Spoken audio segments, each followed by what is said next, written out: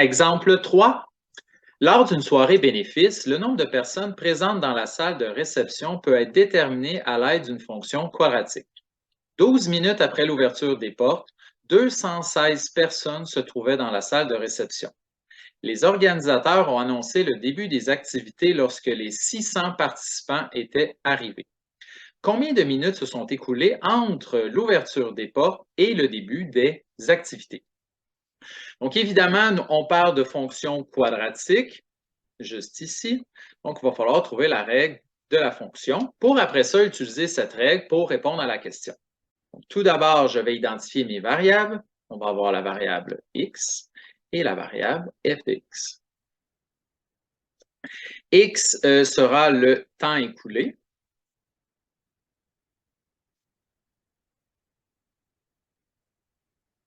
Et on travaille ici en minutes, je crois. Oui, on travaille en minutes. Et f de x, ça va être le nombre de personnes dans la salle.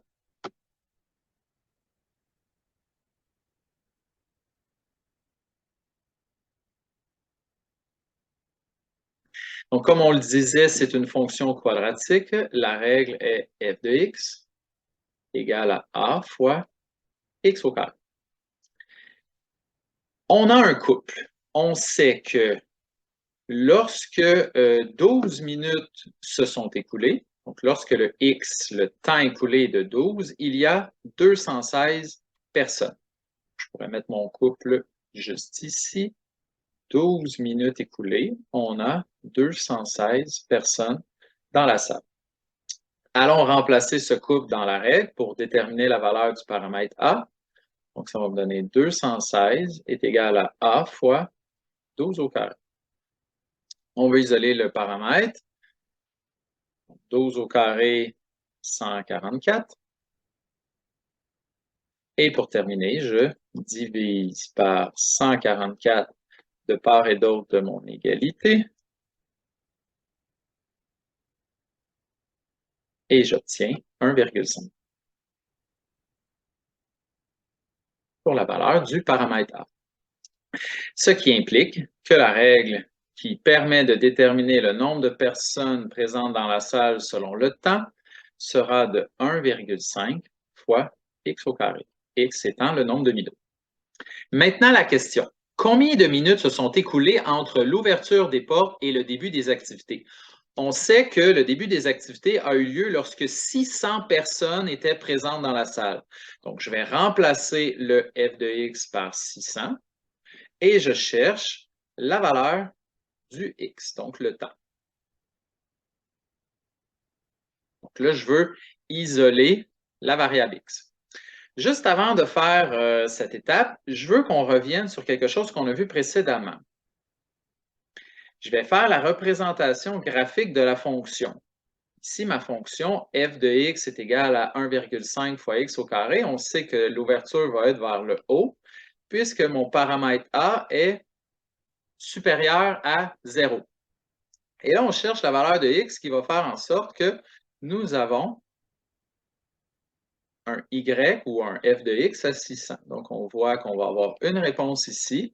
Et avec notre symétrie, on va avoir une autre réponse. Donc, quand on va faire la résolution algébrique, on va trouver une valeur. Et avec l'effet miroir, on va nécessairement avoir l'autre valeur, comme on l'a déjà fait. Donc, premièrement, isolons le x. Donc, on va diviser par 1,5 de part et d'autre de l'égalité. Divise par 1,5 divise par 1,5.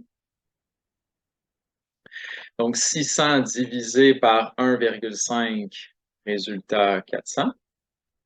Et de l'autre côté, nous avons le x au carré.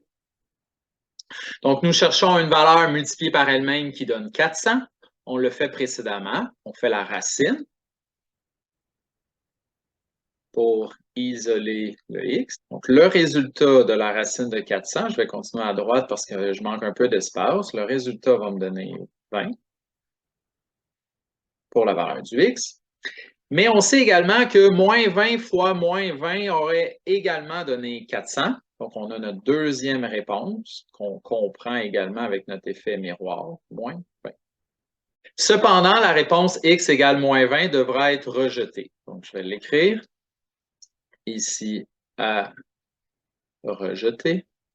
Nous allons le rejeter car nous ne pouvons pas avoir un temps négatif dans cette situation. Donc, la réponse sera tout simplement 20 minutes. Voilà, merci et bon travail.